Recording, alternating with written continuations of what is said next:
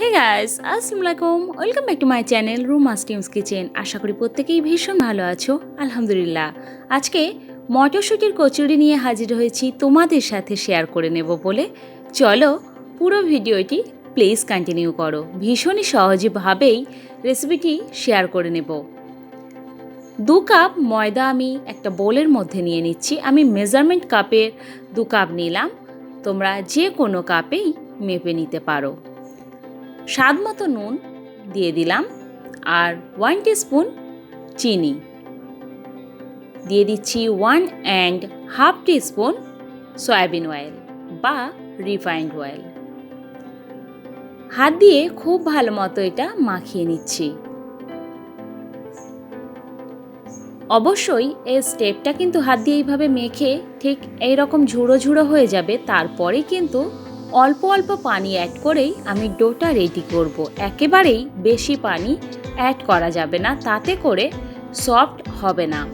তাই অল্প অল্প করে পানি দিয়ে এইভাবে হাত দিয়ে কচলিয়ে বা চেপে চেপে কিন্তু ময়দাটা মাখিয়ে নিচ্ছি।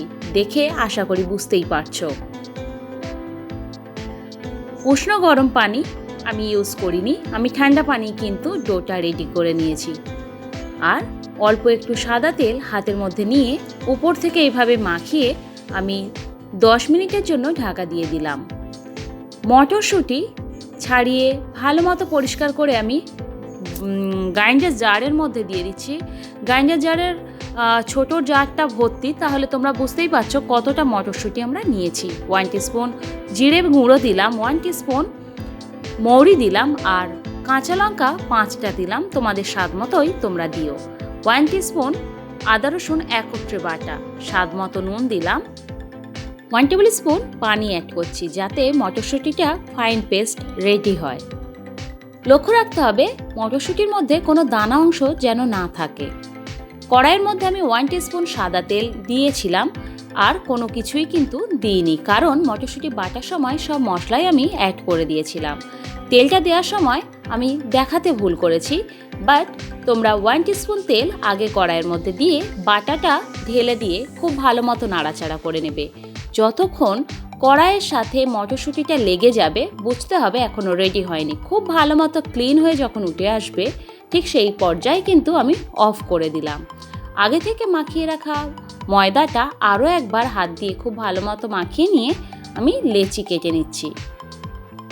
মটরশুঁটিটা ভেজে নেওয়ার পরে যেন একেবারে ড্রাই থাকে সেটা অবশ্যই মাথায় রাখতে হবে। লেচিগুলো এইভাবে কেটে নিয়েছি আর যে কটা লেচি আমি কেটে নিয়েছি ঠিক সেই কটা ভাগে কিন্তু আগে থেকে বানিয়ে রাখা পুরটাকে ভাগ করে নিয়েছি। তাতে আমার লেচির মধ্যে পুর ভরতে অনেক বেশি সুবিধা হবে, কোনোটা কম বেশি হবে না। লেচিটাকে একটু পাতলা করে ফ্ল্যাট করে নেওয়ার পরেই পুরগুলো ভরে হাত দিয়ে এইভাবে পুরো বন্ধ করে আমি তারপরেই প্রত্যেকটা বল আমি এইভাবে রেডি করে নেব পুর ভরে। তারপরে একে একে বেলতে বেলতে আমি ভেজে নেব। স্টেপগুলো দেখিয়ে দেব। লেচি বল করে নেওয়ার পরেই কিন্তু আমি একটু তেল দিয়ে প্রত্যেকটা বলে আমি লাগিয়ে নিচ্ছি, কারণ একটার গায়ে একটা আর লেগে যাবে না। বেশ কিছুটা সয়াবিন অয়েল কড়াইয়ের মধ্যে আমি দিয়ে গরম হতে দিলাম আর তারই মাঝে আমি কচুরিগুলো বেলে নেব। একটা একটা করে বেলে কিন্তু আমি ভেজে নিচ্ছি, বেলে আমি রেখে দেব না। তোমরাও ঠিক একইভাবে ফলো করো, তাতে প্রত্যেকটা কচুরি কিন্তু সমানভাবে ফুলবে আর কারোর গায়ে কেউ লেগে যাবে না। এইভাবে ঘুরিয়ে ঘুরিয়ে ভেজে নিচ্ছি। প্রথম দুটো একটা কম ফুলবে, তাতে চিন্তা করার কোনোই কারণ নেই, পরেরগুলো খুব ভালো মতোই কিন্তু ফুলবে।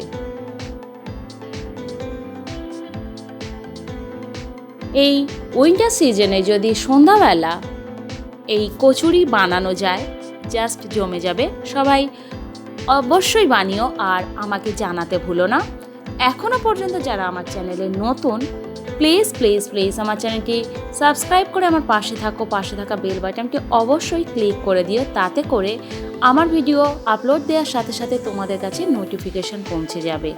আর অবশ্যই ভালো লাগলে লাইক কমেন্ট শেয়ার করতে একেবারেই ভুলো না। দেখতেই পাচ্ছ কচুরিগুলো কত সুন্দরভাবে ফুলছে। প্রত্যেকটা কচুরি কিন্তু ঠিক এই রকমই ফুলবে যদি আমার মতো স্টেপগুলো ফলো করো। সুন্দরভাবে রেডি হয়ে গেছে। আর তার সাথে দিয়ে দিচ্ছি নতুন আলু কষা। এই আলু কষার রেসিপিটাও আমার চ্যানেলে খুব শীঘ্রই চলে আসবে। সবাই খুব ভালো থাকো। আল্লাহ হাফিজ।